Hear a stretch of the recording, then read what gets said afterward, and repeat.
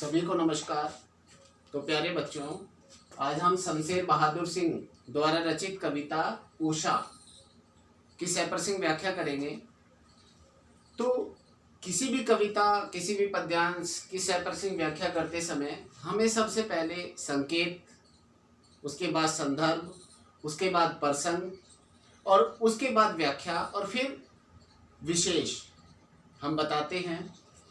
तो इसका जो संकेत है यहाँ ये दिखाया हुआ है फिलहाल तो, लेकिन जब हम एग्ज़ाम में करें, परीक्षा में करें, तो सबसे पहले इस लाइन को दिखाना है, उसके बाद डॉट डॉट करके और अंतिम पंक्ति हम उसके अंदर दर्शा देंगे, ऐसा संकेत देंगे।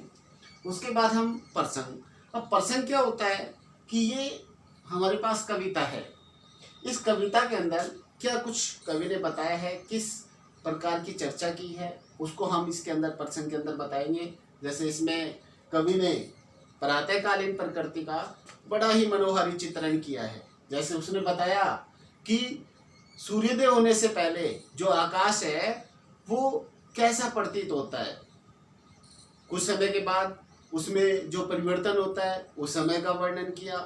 राख से लिपे हुए चौके के समान उसको बताया।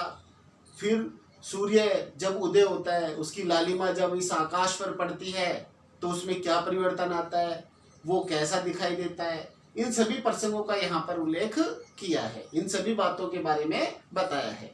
तो ऐसा हम प्रसंग में बताएंगे। उसके बाद हम इसकी ये जो पंक्तियां हैं इनकी हम व्याख्या करते हैं। तो व्याख्या में देखेंगे कि प्रातः नभ था बहुत नीला शंख जैसे। यहाँ कवि शमशेर बहादुर सिंह जी ने प्रातःकालीन प्रकृति का वर्णन करते हुए बताया है कि प्रातः नभ यानी कि प्रातः काल का जो आकाश है था बहुत नीला शंख जैसे, वह नीले शंख के समान दिखाई दे रहा था।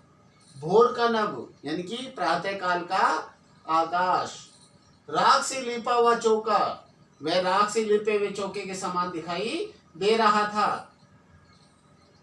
अर्थात जिस तरह से हम राख का चौका लगा देते हैं और राख का चौका जो है एकदम एक काला काला सा दिखाई देता है, वैसे ही प्रातः काल के समय प्रकृति में कुछ नमी होती है और कुछ अंधेरा सा होता है। उस नमी के कारण वह ऐसा प्रतीत होता है, क्या दिखाई देता है, आकाश ऐसा प्रतीत होता है जैसे उसके ऊपर राख का चौका लेप दिया हो या राख से लिपे हुए चौके के समान वह दिखाई देता है। बहुत काली सिल जरा से लाल केसर से। और उसके कुछ समय के बाद ही जब सूर्य उदय होता है, अर्थात सूर्य अपनी लालिमा लेकर प्रस्तुत होता है, तो यह आकाश जो काली शिला के समान अभी कुछ समय पहले दिखाई दे रहा था, वह ऐसा प्रतीत होता है जैसे उसके ऊपर किसी ने लाल केसर से उस काले पत्थर को या काली शिला को धो दिया हो। क्योंकि जब सूर्य की लालिमा उस पर पड़ती है तो उससे पहले वो कालिमा उसके अंदर होती है। आकाश जो है कैसा दिखाई देता है, गीले चौके के समान अर्थात काला होता है। लेकिन जैसे ही सूर्य की लालिमा उस पर पड़ती है तो वह काली शिला पर ऐसा लगता है जैसे काली शिला को लाल केसर से धो दिया हो, कि जैसे धुल गई हो, यानी कि लाल केसर से धुला हुआ प्रतीत होता है। सलेट पर या लाल खड़िया चाक मल दी हो किसी ने, या फिर एक काली सलेट के समान दिखाई देता है जिसके ऊपर लाल खड़िया चाक का लेप कर दिया हो, ऐसा प्रतीत होता है। तो कहने का भाव क्या है कि जब सूर्योदय होता है तो सूर्योदय होते ही उसके साथ लालिमा होती है और वो लालिमा जब इस आकाश पर पड़ती है तो यह ऐसा प्रतीत होता है जैसे किसी ने इसे लाल केसर से धो दिया हो या लाल खड़िया चाक का लेप इसके ऊपर कर दिया हो।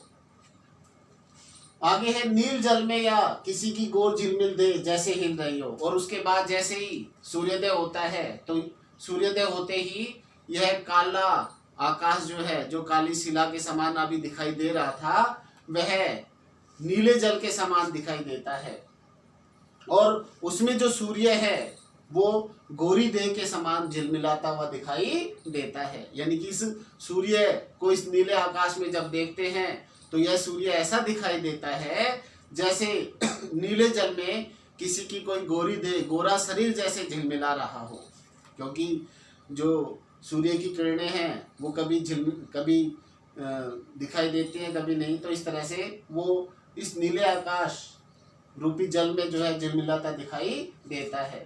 और जादू टूटता है इस उषा का, अब सूर्योदय हो रहा है, और जैसे जैसे सूर्योदय होता जाता है वैसे वैसे प्रकृति के अंदर जो सुंदर दृश्य दिखाई दे रहे होते हैं वो समाप्त होते चले जाते हैं, अर्थात प्रकृति के अंदर छाया हुआ जादू भी धीरे धीरे समाप्त हो जाता है।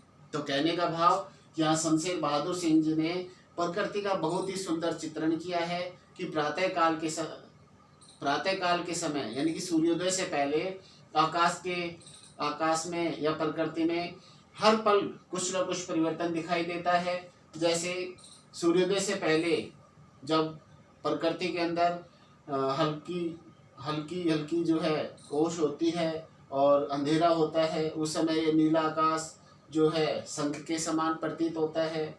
उसके बाद इसमें नमी के कारण यह राख से लेपे हुए चौके के समान दिखाई देता है। उसके बाद जैसे सूर्योदय होता है तो वैसे ही यह आकाश जो है ऐसा लगता है जैसे उसके ऊपर किसी ने लाल केसर से या फिर लाल खड़िया चाक किसी ने मल दी हो, ऐसा प्रतीत होता है। और जैसे ही सूर्योदय होता है वैसे ही यह आकाश जो है नीले जल के समान प्रतीत होता है और सूर्य उसमें गोरी देह के समान झिलमिलाता प्रतीत होता है। और जैसे ही सूर्य पूर्ण रूप में उभर कर हमारे सामने आता है, उसमें प्रकृति का जो सौंदर्य छाया हुआ होता है वह समाप्त हो जाता है। तो इस तरह से इसकी हम व्याख्या कर सकते हैं। उसके बाद हम विशेष बताएंगे इसका। तो विशेष के अंदर नंबर 1, किसमें कवि ने प्रातःकालीन प्रकृति का बड़ा ही मनोहारी चित्रण प्रस्तुत किया है। नंबर 2, भाषा सरल, सहज एवं भावानुकूल है। नंबर 3 पे हम अलंकार बताएंगे। जैसे यहाँ दिखा रखा है नीला शंख, जैसे कि आकाश था नीला शंख, यानी कि उपमा दे रखी है, आकाश कैसा, नीला शंख, तो यहाँ उपमा अलंकार।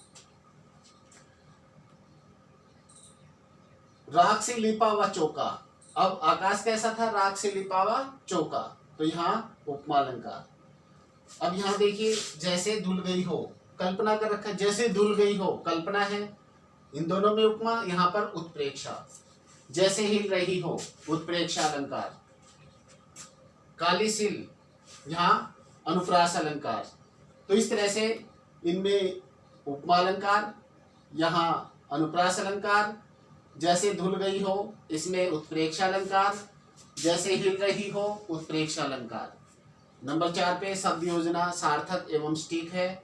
नंबर 5 पे मुक्त छंद का सफल प्रयोग किया गया है। धन्यवाद।